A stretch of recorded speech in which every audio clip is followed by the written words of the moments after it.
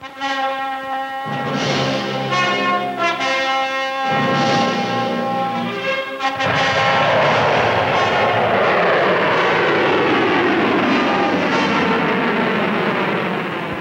in 1963, the Pershing ballistic missile was proved operational. This was no minor happening. It meant that America's ground forces had a new, farther-reaching, faster-firing, and harder-hitting weapon. Nuclear firepower with greater mobility and reliability. It took a lot of doing. But 1964 is the year in which Pershing joins the ranks.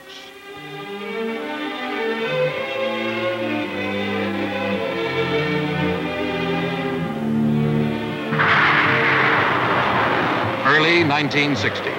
Test firings of the Pershing missile are begun at the Atlantic Missile Range. The Army's Missile Command research and developers faced many problems, but they knew what they wanted, a weapon to replace and outperform the justly famed Redstone, America's first satellite launcher.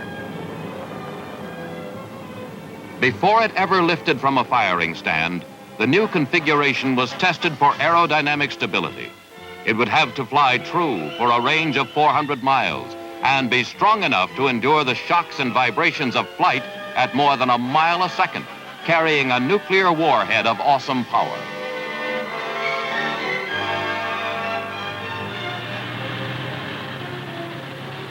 Every component of the system had to be able to move fast anywhere, on the ground or by airlift, so it had to be light as well as rugged. The Pershing had to be able to function in virtually any extreme of climate. The steaming heat of the hot chamber, the frost of the cold chamber. These were research tools which helped to ensure that the system would have that ability. But test chambers can only lay groundwork. Soon the system was called on to function in the circuit bedeviling heat and humidity of the tropics.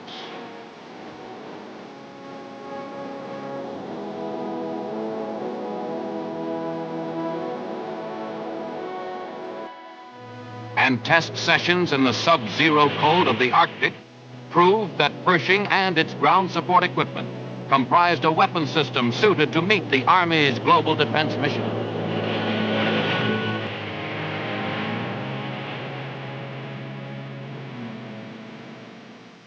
The defense of freedom anywhere on Earth demands a system that can be delivered anywhere on short notice. So Pershing's dimensions had to be tailored for air transport, both rotary and fixed wing.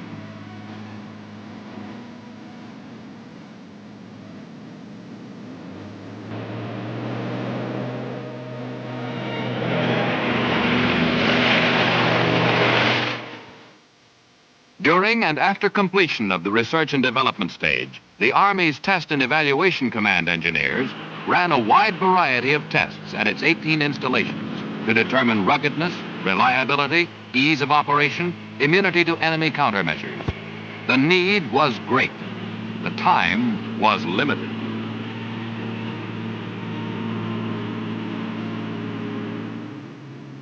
The need for a successor to the Redstone was obvious. The Redstone was too bulky for ready transport. It took time to ready it for firing, as it had to be filled first with touchy liquid fuels and oxidizers. The solid fuel motor of Pershing would be more reliable and ready to go at any time. Less than half as long as the Redstone, the Pershing would have twice the range.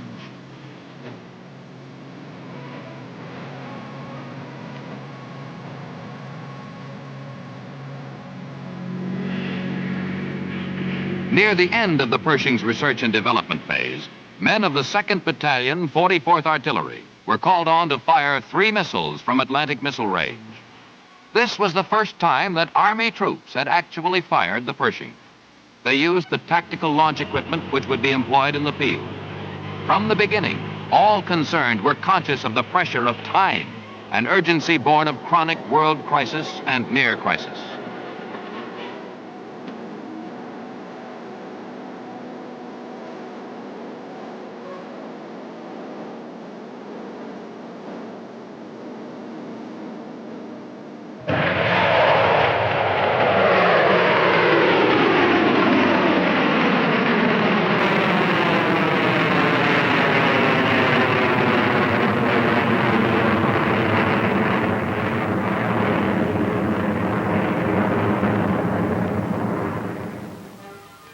In May 1963, the U.S. Army Test and Evaluation Command prepared final test plans for the conduct of joint or integrated engineering service tests of the Pershing missile system. Two subordinate commands of the Test and Evaluation Command would conduct the tests: the U.S. Army Artillery Board, Fort Sill, Oklahoma, and White Sands Missile Range, New Mexico. Working together, the two agencies would telescope time, performing both service and engineering tests with the same series of shots. The 2nd Battalion, 44th Artillery, carried out the actual test operations. It became their job to demonstrate just how well the Pershing could take the kind of punishment it would receive on the battlefield, and how well it could hit back. All of this was in preparation for further operations, including a series of 13 live firings in which missiles would fly from Waco Range, Fort Bliss, Texas, Black Mesa, Utah, and Fort Wingate, New Mexico, to land on White Sands Missile Range. These off-range firings were necessary. No inland range is 400 miles long, and Pershing takes that kind of elbow room.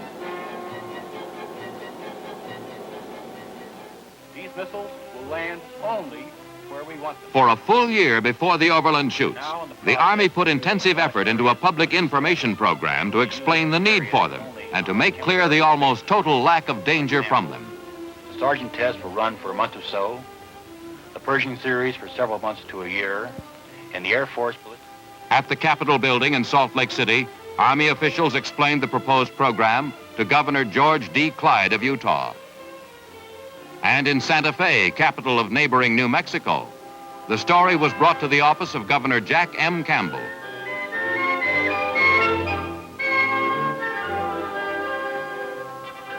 Both governors endorsed the off-range firing program, quickly recognizing the need for more space to test long-range missiles.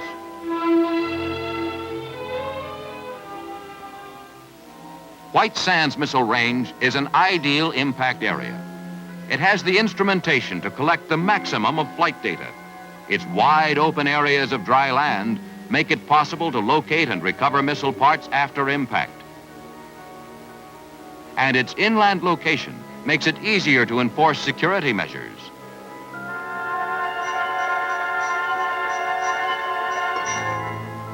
A major phase of the Army's information campaign was to make clear to the public just why overland firings are safe.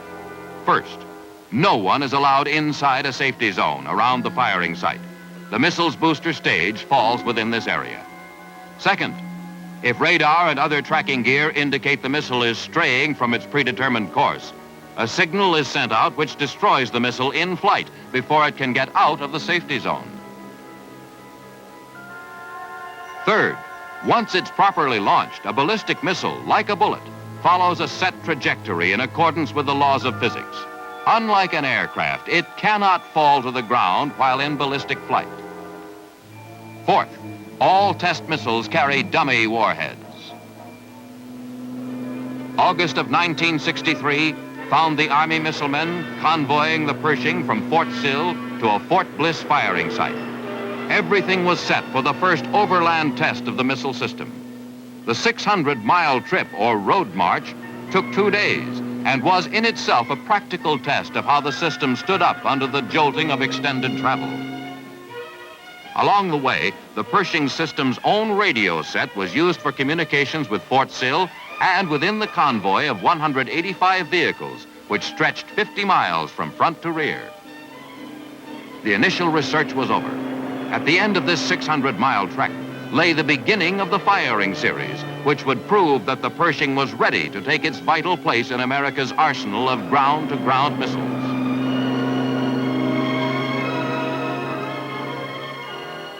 The plan was this.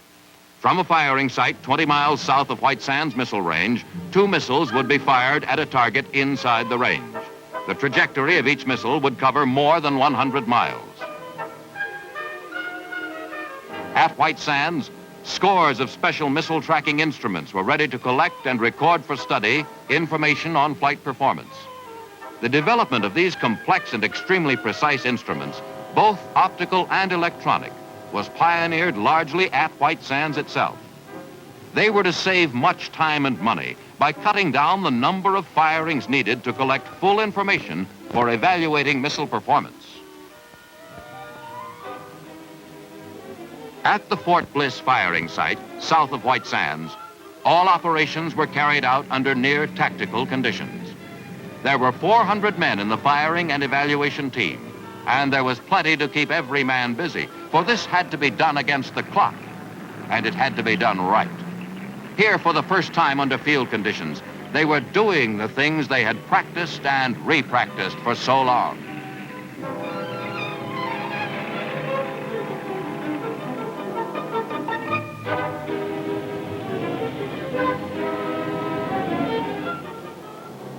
Now the practice was paying off. By dawn of 20 August, they were ready to fire the first missile of the test series.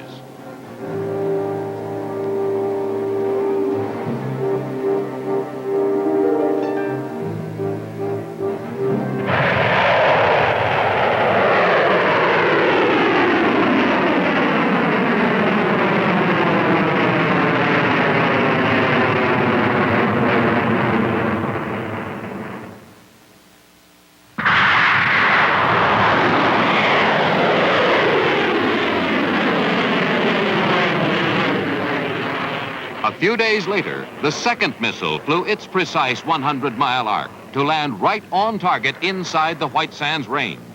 The test series was off to a good start. And with these shorter first flights, the stage was set for the long-range shoots. Soon, the troops were on their way to the Black Mesa firing site near Blanding, Utah. More than 600 miles, 2.5 days, with the nights spent in the open. It was a far cry from the wagon trains that blazed the trails through this country, but the country itself is little changed.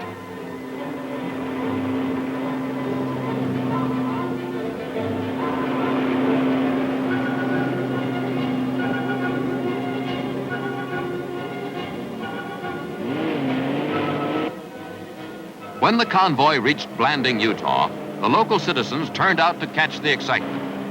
They hadn't seen so many strangers since the last deer hunting season.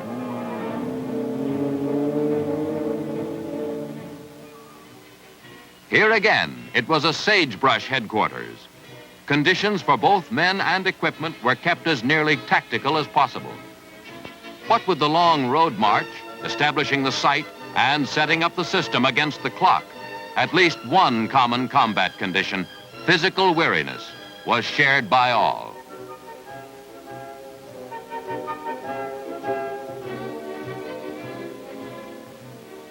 The 5 missiles of this series were to impact at various points on the White Sands Range, some 300 to 400 miles to the southeast of Black Mesa, 3 to 4 times the range of the first 2 shots. The few people living within the safety zone were notified well in advance, and Army personnel was assigned to make their brief evacuation as comfortable and convenient as possible. A concentrated effort was made to brief citizens on the Pershing operations. Business and civic groups learned details of the necessity and safety of the firings, and once informed, came through with both interest and wholehearted support.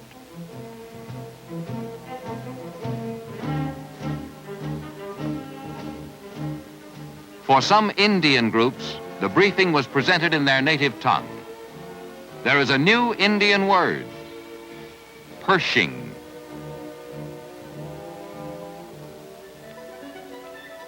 Meanwhile, the program went forward. This man is a flight safety officer, the man directly responsible for the public safety during the missile flights. This radar plotting board is a basic tool of his trade. As the Pershing hurtles through space, pens will trace its course and show where it would hit if the button were pressed to destroy it in flight.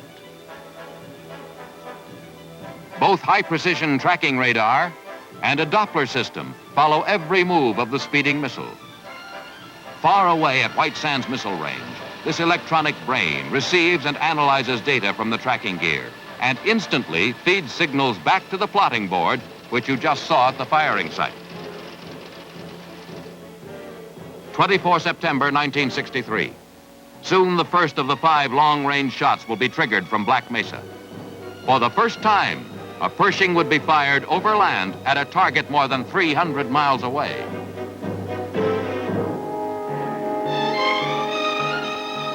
At roads and highways entering the safety zone, traffic is stopped briefly during the time of firing.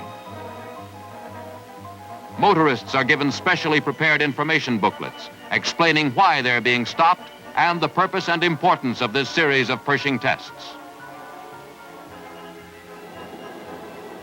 Under tactical conditions, there is no countdown blaring from loudspeaker systems. All communications are done in quiet, unhurried tones by team members wearing earphone sets. Maximum silence is the rule, just as in combat. At White Sands, the missile tracking instruments are manned and ready. The Army provides a viewing stand for visitors, including members of the press from all over the nation. Those few living within the safety zone temporarily leave their homes to areas outside the zone until the shoot is over.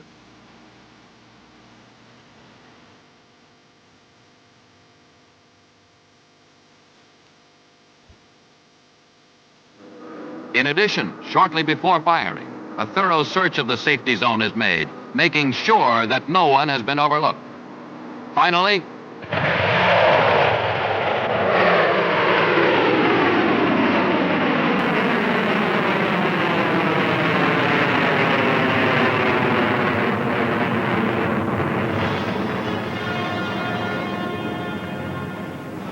the sleek missile is right in the groove.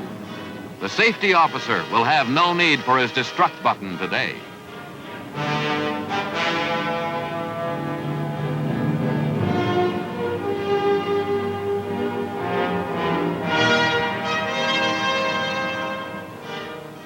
Between firings, the missiles and components are given further workouts over rough terrain.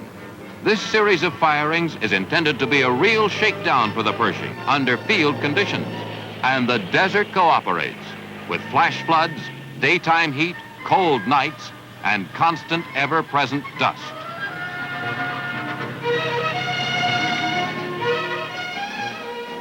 The longest firing in this series of shoots was approximately 400 miles. It was on September 27, 1963, that the last of the 5 missiles was fired from Black Mesa by the men of the 2nd Battalion, 44th Artillery.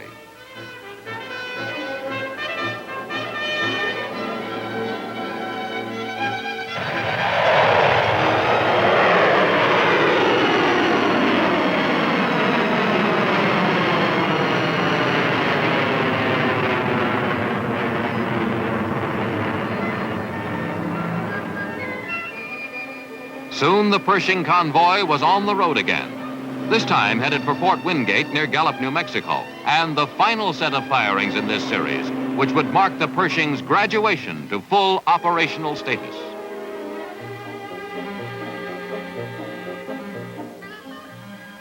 As during the other road marches, the convoy was virtually self-sufficient, carrying its own fuel, food, and water.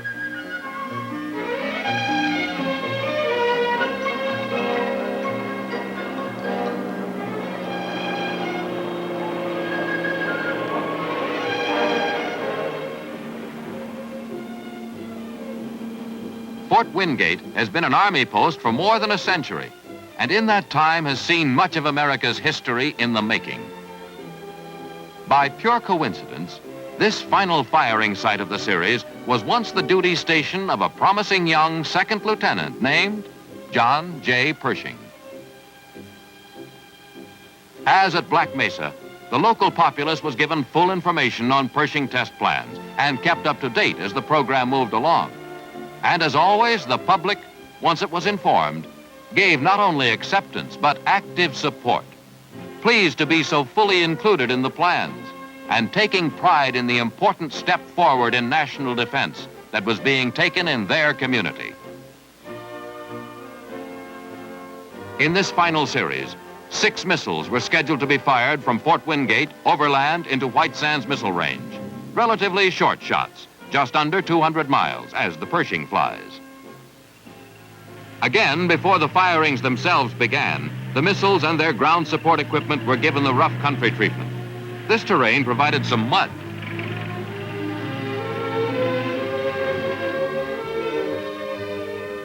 Then the system was assembled, checked out, and mock fired. Step by step, the needed experience and technical data were piling up.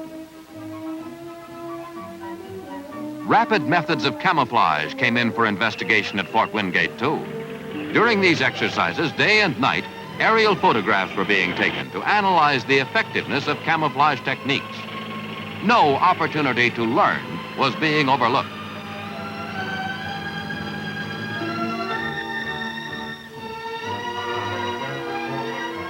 The missile men continued to work and live under near tactical conditions, and morale stayed high, as it had from the start of the program. The high morale factor was not surprising. These men were instrumental in making a major advance in their country's ground firepower. It would have been surprising if that knowledge was not a source of satisfaction.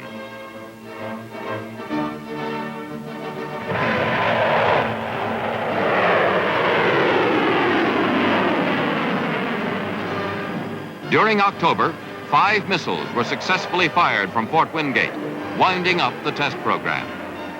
In November, 4 more Pershing missiles were fired by the 4th Battalion, 41st Artillery, as they completed Pershing training.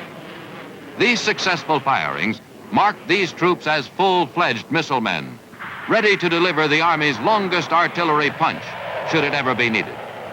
More such graduation rounds will be fired in the future as units finish their training. On 20 November 1963, a graduation round is in position for firing.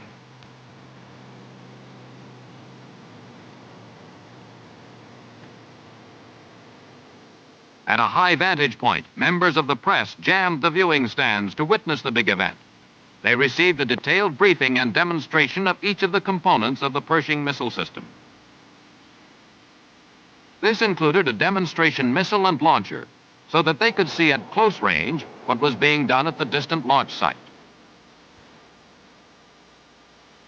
Near the launch site, powerful radars brought from White Sands search the skies to make sure that aircraft are kept clear of the missile's flight path. Also from White Sands and ready to go into action are mobile radars of highest precision, especially designed to gather detailed missile position data. At White Sands itself, other equipment is ready and waiting to track the incoming missile right down to impact. High-powered optical systems are set. Long-range electronic systems are prepared to record every detail of the missile's position and behavior during flight. Computing facilities stand by to process the flood of information. Wind speed and direction at high altitude are checked repeatedly. Meanwhile, Army teams comb the areas which immediately surround the safety zone, making sure that campers, hunters, and others who may have come from other parts of the country are aware that the overland firing is soon to take place. They are told where the safety zone lies and that there is no danger. But for absolute safety, no one should enter the safety zone until the firing is over.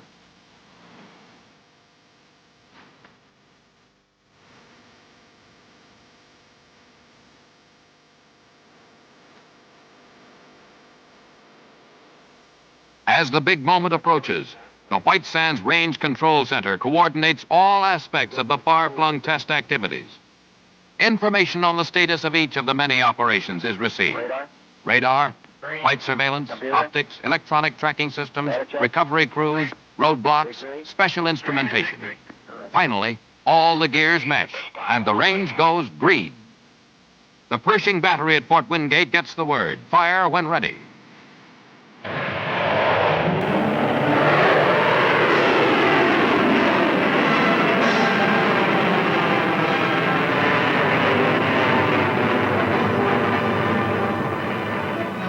Throughout Pershing's flight, thousands of electronic sensors probe, search out, and record every function, inside and out.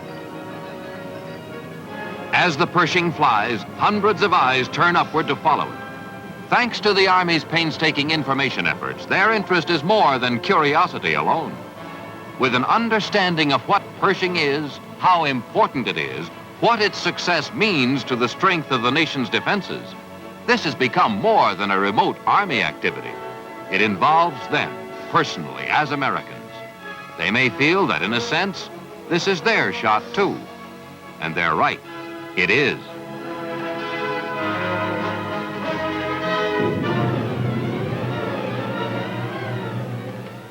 Members of the press move quickly to file their stories.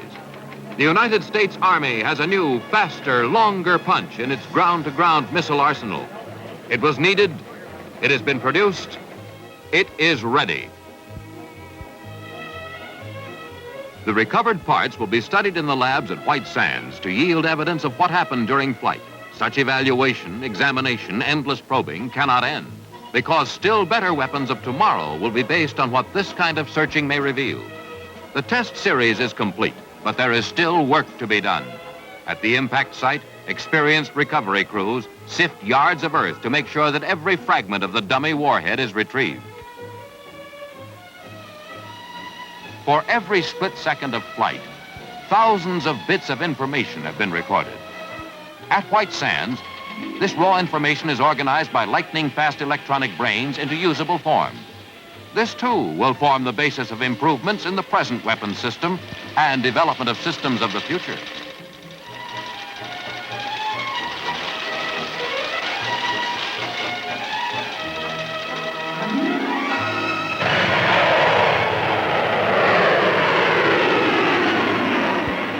America has a new weapon.